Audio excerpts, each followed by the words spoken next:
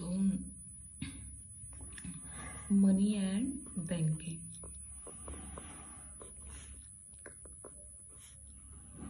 बेटा, मनी और बैंकिंग जो है ना, हमने जो भी कंप्लीट की है और जिसका आपका एक टेस्ट हो चुका है एमसीक्यूज का, ये यूनिट हमारी सेकंड यूनिट है, ठीक है। और इस सेकंड यूनिट के अंदर सिर्फ ये 2 ही चैप्टर है जो कि हमारे क्या है, कंप्लीट हो चुके हैं। इसके बाद में जो हमारी थर्ड यूनिट है, फर्स्ट वाली जो यूनिट है हमारी, वो तो नेशनल इनकम है, ठीक है। तो हमने फर्स्ट यूनिट को तो वैसे ड्रॉप कर दिया था क्योंकि न्यूमेरिकल पोर्शंस कई चीज़ें हैं जो आपको मतलब क्लासरूम में ही बेटर तरीके से हो सकती है। सेकेंड यूनिट आपकी हो गई है। अब आती है आपकी थर्ड यूनिट। बेटा, आपकी जो थर्ड यूनिट है इनकम एंड डिटर्मिनेशंस की, उसमें कई चैप्टर्स हैं।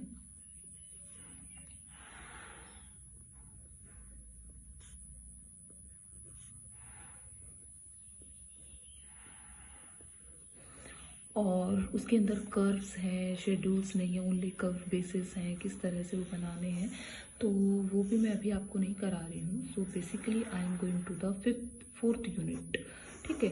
फोर्थ जो आपकी यूनिट है दैट इज बजट। और आपकी जो फिफ्थ यूनिट जो इसके अंदर है वो है आपकी बजट। बेसिकली ये तो गवर्नमेंट बजट है। और आपकी सबसे लास्ट वाली जो है that is your balance of payment, ठीक है। और फॉरेन एक्सचेंज आ जाता है, बैलेंस ऑफ पेमेंट। और बजट के बाद में इसी के अंदर ही है एक foreign exchange. So these are 3 chapters, ठीक है।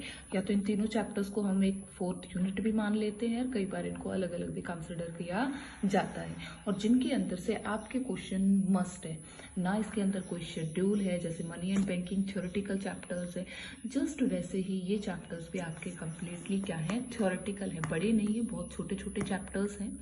सो ये आपके इजीली क्या है, हो जाएंगे। उसके बाद देखते हैं फिर नेक्स्ट इंडियन को स्टार्ट करते हैं, क्या कुछ रहता है आपका।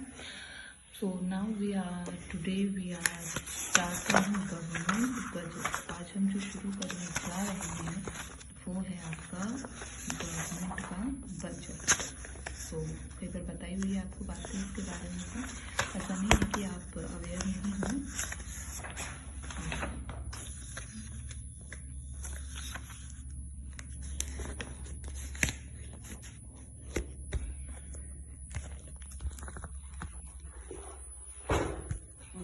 देखिए बेटा, सी हमारा जो टॉपिक है ये क्या है,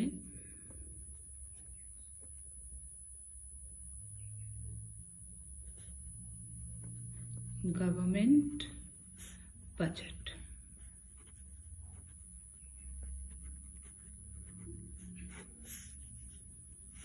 गवर्नमेंट सरकार हो गई है, ठीक है। सर बजट को बजट ही कहेंगे, सरकार का बजट। अब बात आती है इस बजट से पहले हमें कुछ जानने की, ठीक है, कि ये बजट क्यों बनाया जाता है, why it is prepare and what is इसके पीछे जो थ्योरी है वो थ्योरी क्या है, ठीक है। तो वो भी आपके लिए जानना जरूरी है बेटा। बेसिकली जो हमारा चैप्टर है बजट, बजट का मतलब होता है प्री एस्टिमेशन। क्या कहते हैं हम बजट को? Budget is simply known as pre estimation. ये क्या होता है? प्री एस्टिमेशन होता है, पहले से एस्टिमेशन लगाना। किसका? गवर्नमेंट का। सो अगर मुझसे आपसे कहा जाए व्हाट इज बजट, तो सिंपली फर्स्ट आपसे क्या पूछा जा रहा है? बजट। बजट जो वर्ड है इसका मतलब होता है प्री एस्टिमेशन। प्री शब्द का मतलब होता है पहले, एस्टिमेशन अनुमान। क्या होता है? अनुमान लगाना। अगर हम देखते हैं बजट, बजट क्या है? बजट का मतलब होता है पहले से ही क्या करना, अनुमान लगाना। और इस बजट के अंदर पहले से ही किन चीजों के बारे में अनुमान लगाया जाता है? किसके बारे में लगाया जाता है? आय। आय क्या होती है? इनकम। ठीक है। व्यय, व्यय क्या है? एक्सपेंडिचर। तो बजट के अंदर पहले से ही प्री एस्टिमेशन लगाया जाता है, क्या आय होगी, क्या एक्सपेंडिचर होगा। अब शब्द गवर्नमेंट इसके अंदर हमने जोड़ा नहीं है। जब हम गवर्नमेंट वर्ड को भी इसके साथ जोड़ते हैं तो क्या बन जाता है? Government budget. देखिए व्हाट इज द फुल, इसकी डेफिनेशन या मीनिंग क्या बनता है? Government budget is the pre-estimation of government income and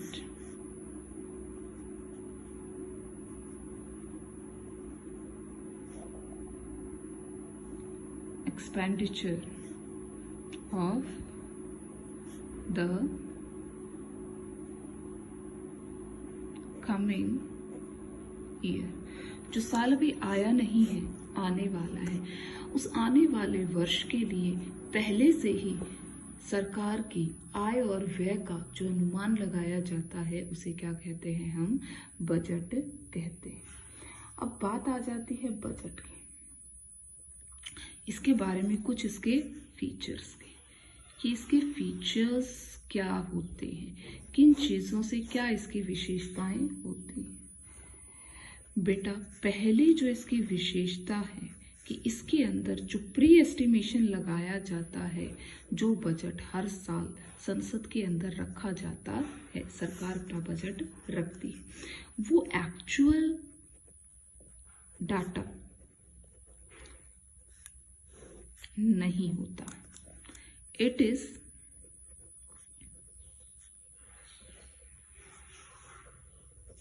estimated data होता है, अनुमानित डाटा होता है।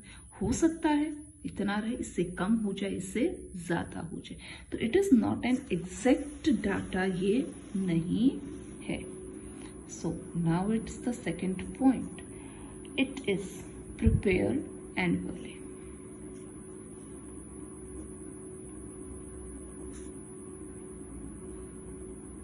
ये क्या किया जाता है?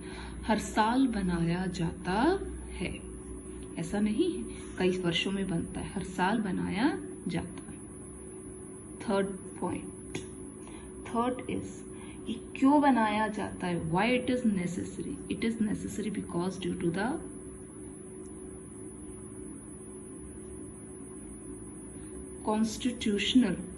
कॉन्स्टिट्यूशनल रिक्वायरमेंट्स की वजह से। हमारा जो कॉन्स्टिट्यूशन है, ठीक है, प्रिपेयर्ड एनुअली, सालाना बनाया जाता है।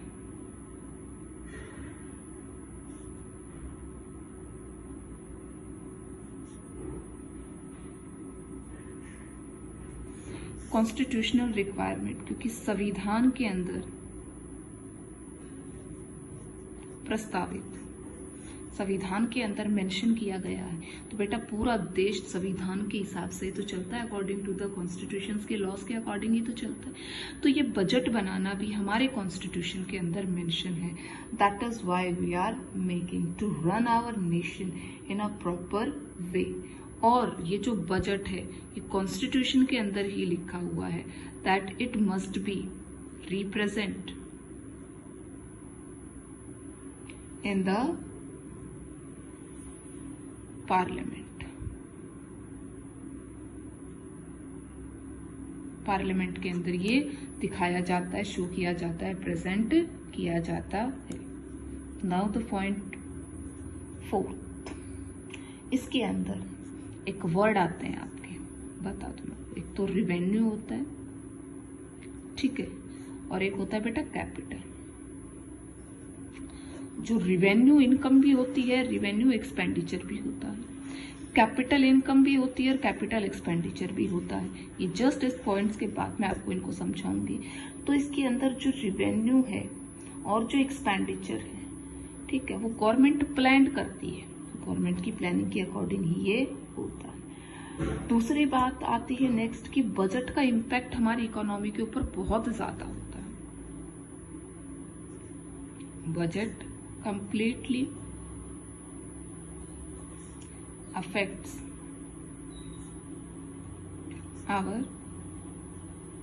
इकोनॉमी, पूर्ण रूप से अफेक्ट करता है। अब आते हैं, वैसे तो टॉपिक हमारा स्टार्ट होता है बजट के ऑब्जेक्टिव्स। तो ऑब्जेक्टिव्स से पहले आपको कई चीजें और समझानी जरूरी है ताकि हम उस पॉइंट पर बाद में जाएंगे। सी है बेटा, देखिए ये वर्ड क्या है, हमारा बजट है। इस बजट को हम दो हिस्सों में बांटते हैं। इनकम का दूसरा नाम होता है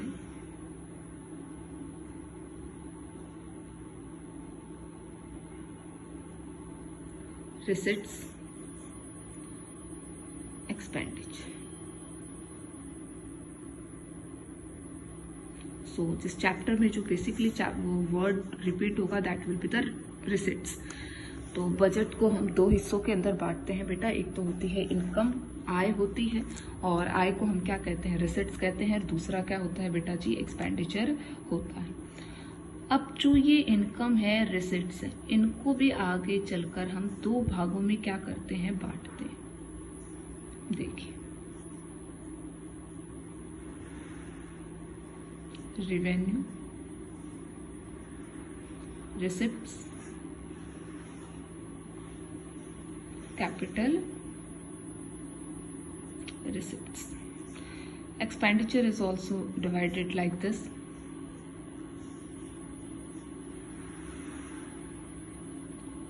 Revenue, expenditure और कैपिटल, एक्सपेंडिचर। ठीक है, अब बात आती है ये रिवेन्यू और ये कैपिटल किन चीजों को दर्शाते हैं। ठीक है, आपको क्या पता चले, रिवेन्यू से आप क्या समझो और कैपिटल से आप क्या समझो।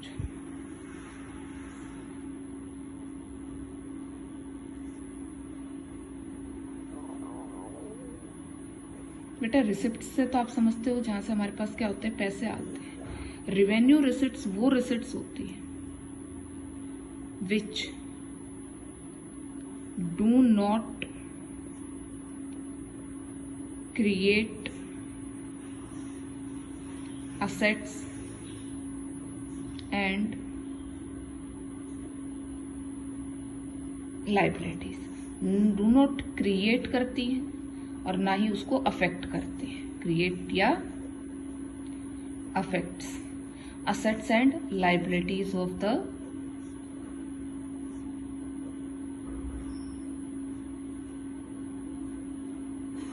गवर्नमेंट। ठीक है, और कैपिटल क्या होती है बेटा, receipts. Capital receipts are those receipts विच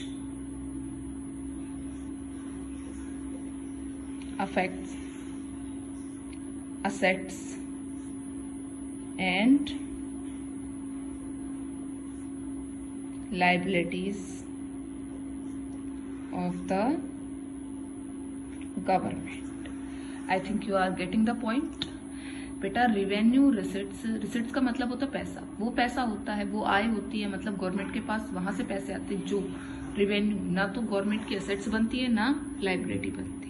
ठीक है, लेकिन कैपिटल रिसिट जहां से गवर्नमेंट को मिलती है तो कई बार वो असेट्स या तो गवर्नमेंट के लिए लाइबिलिटी क्रिएट करती है या वो क्या करती है, असेट्स को क्रिएट करती है। कैसे होंगे, examples I will tell you further.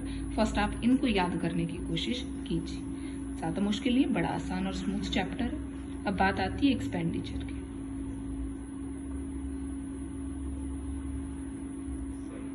Expenditure. जो एक्सपेंडिचर है it is also divided first revenue expenditure, इसको भी हम यही कहेंगे। रेवेन्यू वर्ड है, it does not create any assets and liabilities. Capital expenditure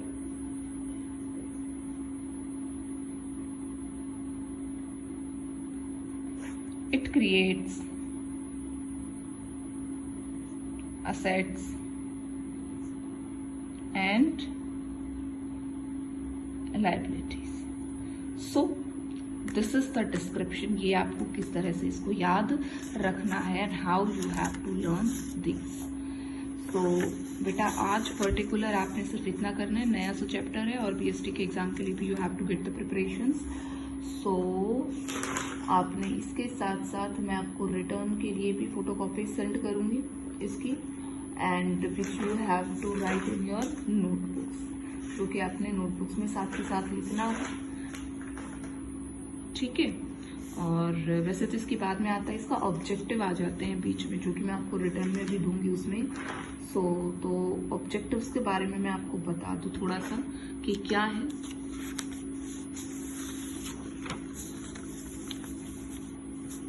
कारण क्या होता है गवर्नमेंट बजट को प्रिपेयर करने के पीछे, क्या ऑब्जेक्टिव उसका होता है।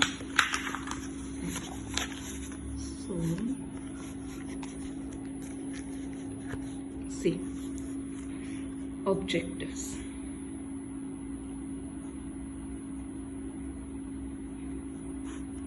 क्या है गवर्नमेंट बजट को प्रिपेयर करने का। उससे पहले आप एक बात समझिए बेटा, परिवार होता है ना परिवार, तो परिवार के अंदर भी बजट बनाया जाता है कि भाई इतने सदस्य हैं, इतने पीपल्स हैं, इतनी उनकी आवश्यकताएं हैं, कौन सी आवश्यकताओं को हम पूरा कर सकते हैं, हम क्या कर सकते हैं उनके लिए। तो इसी तरह से गवर्नमेंट भी क्या करती है, अपने कुछ ऑब्जेक्टिव्स उसने फिक्स कर रखे हैं, जो कि बजट का उद्देश्य होता है उनको पूरा करना। पहला क्या है, जो हमारे समाज के अंदर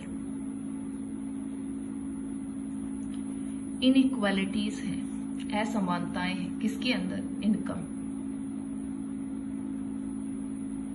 में, उनकी आय में, उनकी संपत्ति में, वेल्थ के अंदर, उसे क्या करना होता है, कम करना होता है। कैसे कम करना होता है, हाउ इट इज रिड्यूस्ड। जैसे अमीर लोगों पर ज्यादा कर लगा दिया, ज्यादा उन पर टैक्स लगा दिया तो उनकी आय कम हो गई, और जैसे गरीब लोग हो गए, बिलो मतलब मिडिल लेवल से या जिनकी लो इनकम ग्रुप के पीपल्स हो गए, उन्हें क्या करना, जो आवश्यकता की चीजें उन्हें फ्री में देना। तो इस तरह से क्या होना, उन दोनों के बीच में इसको कम करना, ठीक है। कल हम डिटेल में पढ़ेंगे भी। फिर उसके बाद होता है, सेकंड आता है बजट के अंदर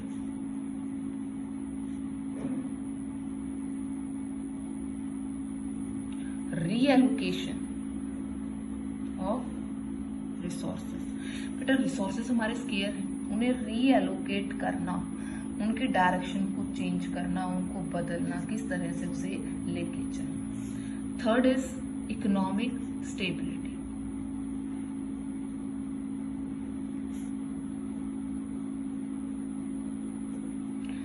मैंने आपको मनी वाले चैप्टर में बताया था किस तरह से एसएलआर, सीआरआर गवर्नमेंट के बैंक की तरह आरबीआई काम करता है।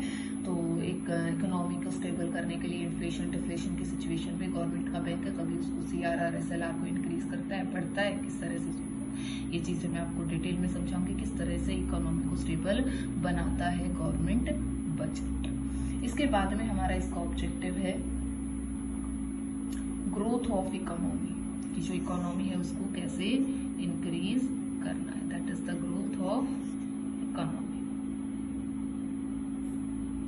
तो इनको हम कल करेंगे डिटेल्ड के अंदर। तो थोड़ा सा याद रखिए कि गवर्नमेंट बजट बनाती है अपने देश के अंदर रहने वाले लोगों की सहूलियत के लिए, किस तरह से नेशन की डेवलपमेंट की जाए, किस तरह से नेशन की प्रॉब्लम्स को कम किया जाए। तो इन सब चीज़ों को क्या है इसके अंदर लिया जाए, और कल हम इसको थोड़ा और डीपली करेंगे।